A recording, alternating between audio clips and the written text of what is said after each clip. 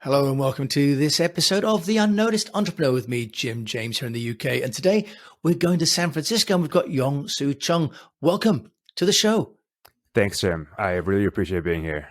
Well, we appreciate having you because we're going to talk with you about how you can build an Instagram account with 10,000 followers and get no sales. We're going to talk about how you've managed to build an 8-figure business from scratch under Urban Everyday Carry. And we're going to help my fellow unnoticed entrepreneurs like me to understand how you can go from zero to hero, really from the ground up in a whole new area. First of all, with consumer. And then we're going to talk about your new business in B2B and how that's so different, how you've been using word of mouth as well. So Yong-Soo, we've got a lot to cover. Thank you for coming on the show today. Let's talk about how you've managed to build Urban Everyday Carry from nothing into an 8-figure business using social media and the fear of missing out. Over to you. Yeah. So Urban EDC began in my tiny 1-bedroom apartment in San Francisco in 2015. And prior to launching the shop, I created an Instagram account and essentially posted other people's posts and gave them credit, of course. And I built a page of roughly about 10,000 followers. And so I thought I was ready to launch the shop with 10,000 followers, right? So I sat there, wrote out my newsletter. It was a Friday evening. So people were out doing whatever they were doing, but I was in my tiny 1-bedroom apartment writing this newsletter. And then I sent it out and it was like crickets, just nothing, right? So that was really a humbling experience for me because I thought with 10,000 followers on Instagram, that would be enough of a potential customer base to be able to get at least one sale, but it was just nothing. And then I had a friend visiting me from out of town that weekend and we caught up on Sunday. He was asking me, hey, what have you been up to? And I told him about the shop. And without telling me, he actually made the first purchase. And so I got notification as I looked at it. I was like, wow, my first sale. And then I looked and it was from him. So that was obviously very, very thankful for that purchase. But it was such a humbling experience because I built this page with 10,000 followers and it's my long-term high school friend that makes the first purchase. So I have to ask you, first of all, what did you do wrong? I mean, what was wrong with that 10,000 people? And then how did you recover? Because now you've got over 169,000 followers on Instagram, 80,000 email subscribers. So first of all, what was wrong with the list you built? And then how did you convert it into a business and grow it? Yeah. So I think a common mistake that a lot of entrepreneurs make is that they build an audience and then think that they can convert that audience into paying customers. And it's not necessarily the case. And so when you first launch a business, you don't necessarily want to ask your friends to support you. I mean, that's great that you can get your friends to support you, your parents or whatever. But if they're not part of your core potential audience, their suggestions and feedback might actually put you back. It might hinder you from achieving your future goals because, they're going to tell you one thing, but your core group of potential audience might actually not be thinking that way. And so let's say if your wife tells you, hey, you're doing a great job, maybe you should do this instead. That's great. Obviously, your wife is going to support you, but she may not actually know what your core customer really wants. And so your friends are actually not the ones that you want to take feedback from. And so actually, when I launched Urban EDC, I didn't ask my friends for feedback because I knew they were not part of my core audience in the future. So I kind of kept it quiet and I built this page of 10,000 I thought potential customers, but they didn't convert. And so every week we drop new inventory. What I did was each week with these feedback loops, just listen to the customers and just gather valuable feedback. And slowly, week by week, we're able to hone in on what the customer really wants. And that's been how we were able to turn this around. Okay, Yong-Soo, just clarify for people who aren't sure what EDC is, what kind of merchandise that you're selling and where are you selling it? Absolutely. So EDC stands for Everyday Carry. And so these are things that you carry on a normal everyday basis. So, your wallet, your phone, you could be carrying like a flashlight with you. A lot of people carry bottle openers. And so there's a really passionate community of everyday carry people who show off what they carry. Today, for example, they'll post a photo of what they're carrying, and it's like a niche community, but they're very passionate about their gear. All right. And so that first 10,000, they were people who were interested in the images you were posting, but not in the products you were selling. So you mentioned then that you started to build a feedback loop. Do you want to just tell us, how did you do that? And did you build some kind of methodology? Because you've got a team as well. Just share with us, how did you do that in the structured way that I know that you've done? Yep. So our company lives on Slack, which is a communication platform commonly used for businesses.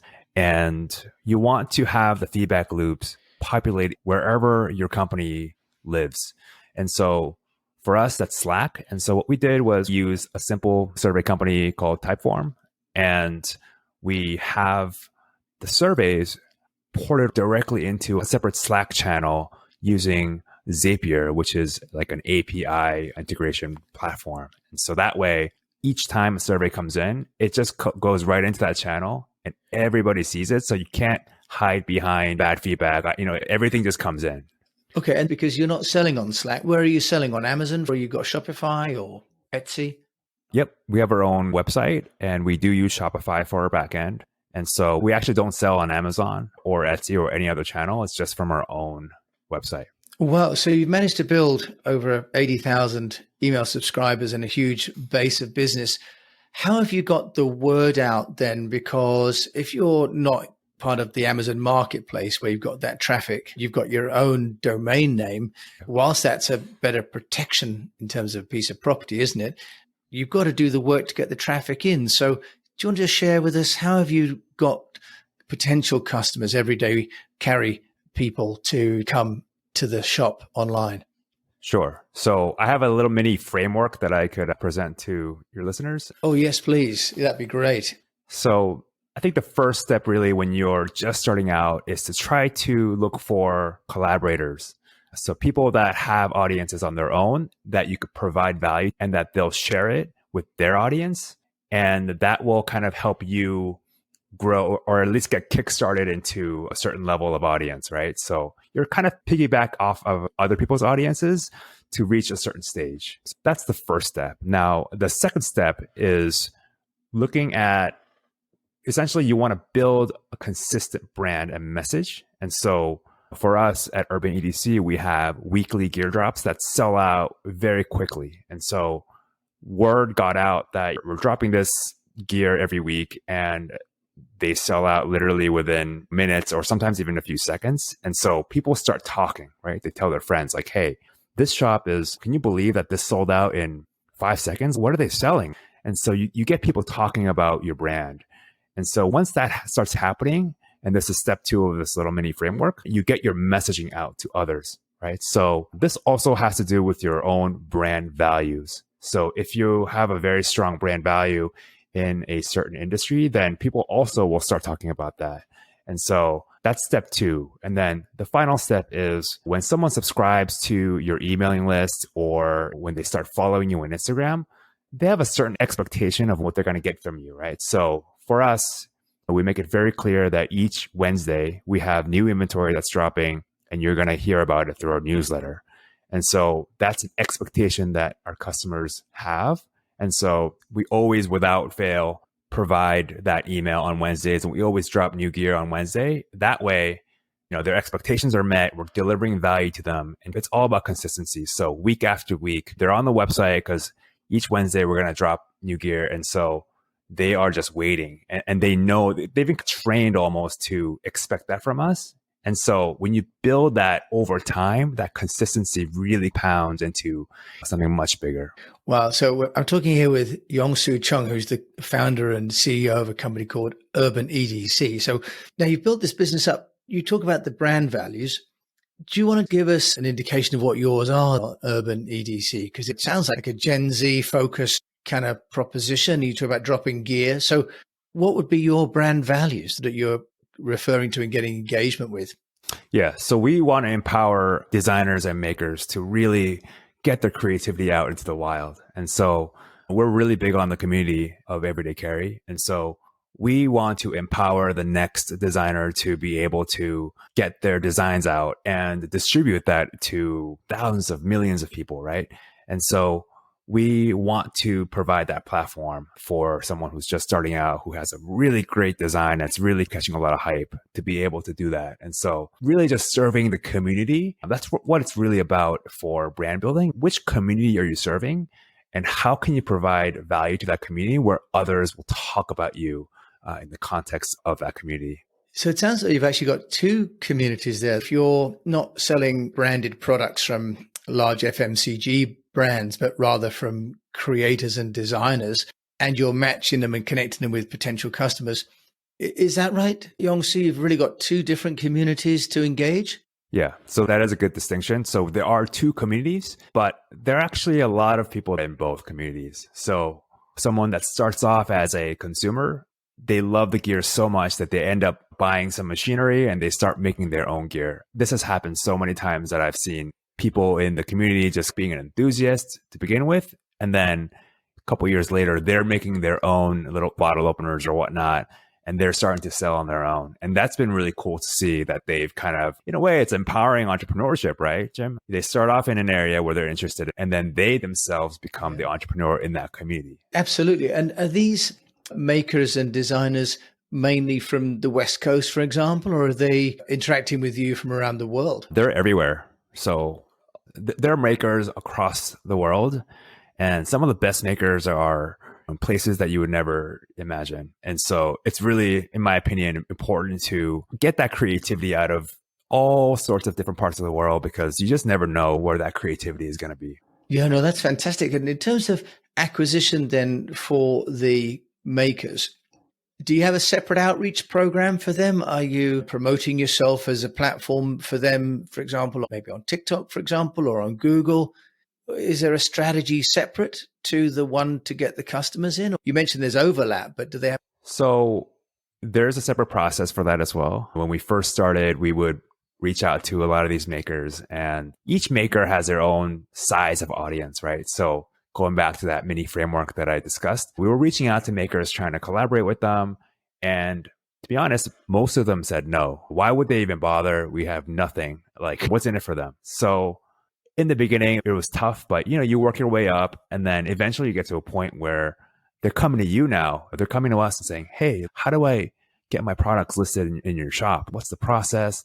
And so at that point, we're in a good spot at that point. And so we can actually handpick the makers that we want to collaborate with. And it's really important for us to be able to curate the best products from the most talented makers to serve our audience. So it's kind of a balancing act between being open for anyone to be able to come in, but at the same time, we know that our customer base, with these feedback loops that we have, like, we know what they're looking for. So we have to consistently deliver value on that. And so that's kind of the two marketplaces. Yeah, very interesting, and balancing the expectations, as you say, of them both. Now, Yong-Soo, I know you're an entrepreneur, and changing subject just slightly, you've got another business in the B2B space. Just tell us about that business, but also from the perspective of the differences and the challenges of getting noticed for a business in B2B, because it's quite different, isn't it? It is. So I have another business called GrowthJet, and GrowthJet is a climate neutral certified logistics company. And so what that means is we offset all of our carbon footprint for 2020 and 2021. And so it's an industry, it's an area that, in my opinion, is lagging in that climate angle. And so we wanted to go in there and be a pioneer in that, and hey, we're launching this with climate neutral certification. We're actually the first third-party logistics company in the world to become climate neutral certified. And so we went bold with that value with GrowthJet. And the challenges for B2B is different in that a lot of these companies love the fact that we care about the environment and all that. They don't share our name to other competitors or whatnot, because it's kind of like their secret sauce. And so they don't want their competitors to go to us and say, hey, let's partner up, because they mention that they're climate neutral certified fulfillment, but then they don't really mention our name specifically. So the biggest way for us to grow B2B that I've seen is word of mouth. So if we provide really good service and we constantly deliver on our value proposition, and so these guys, they'll talk to others internally. And that's how we've been able to grow GrowthJet. Interesting, isn't it? Such different profiles of customers. One wants to show off what they've got, as you've mentioned, and one wants to be very secretive, and yet they both need to be marketed to. As you're straddling these two different types of businesses, is it fair to ask you, what would you say would be a consistent piece of advice, or a piece of advice that works across two different kinds of business model? Yong-Soo, is it fair to ask you that? I know you're an expert in both. Is it fair to ask you to try and articulate what might be almost a framework that works across both industry types? Yep. I think the most important thing are these feedback loops. So you want to implement feedback loops where it keeps your entire team accountable and you can't hide behind them. So you will hear from the customers whether or not they enjoy something or you didn't enjoy something. And the thing that really delights them is when you receive a piece of feedback and you actually implement it. So you actually cared enough to make that change. The customers just go crazy and they're just like, wow, I can't believe you actually listened to what I said and implemented it.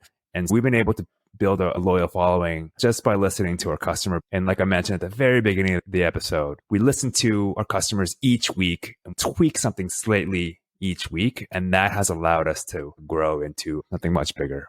Yeah, I love that idea of consistency and incremental improvements consistently, as opposed to revolution erratically, right? So that idea of consistency is fantastic.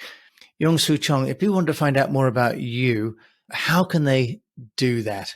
Yeah, so you can find me on Twitter at Yong-Soo Chung. That's YONGSOOCHUNG. And I also launched a new business podcast, and it's short 15-20 minute episodes, and I actually go into what it's like being an 8-figure entrepreneur, its concepts, frameworks, mental models, kind of all the little tools that I personally use on a daily basis to operate the business. So yeah, if you're interested, go check it out, firstclassfounders.com. Wonderful. Of course, I'll put those links in the show notes as always. Yong-Soo Chung joining me from San Francisco, the CEO and founder of a company called Urban EDC. Thank you so much for joining me today on the Unnoticed Entrepreneur Show. Thanks so much, Jim. I really appreciate you inviting me onto the show, and I had a great time. Well, me too. And I learned so much from you. And obviously, we're going to include all of these in the show notes. And for my fellow unnoticed entrepreneurs out there, I think obviously the key message about consistency and also about not giving up and maybe not listening to your wife as much as she or your husband, depending on who you've got at home. So focus on the customers, and that will eventually pay dividends. Thank you for listening to this episode of The Unnoticed Entrepreneur with me, Jim James. And if you've enjoyed the show, do please share it with a fellow entrepreneur. If you've got the time, review it. And until we meet again, keep on communicating.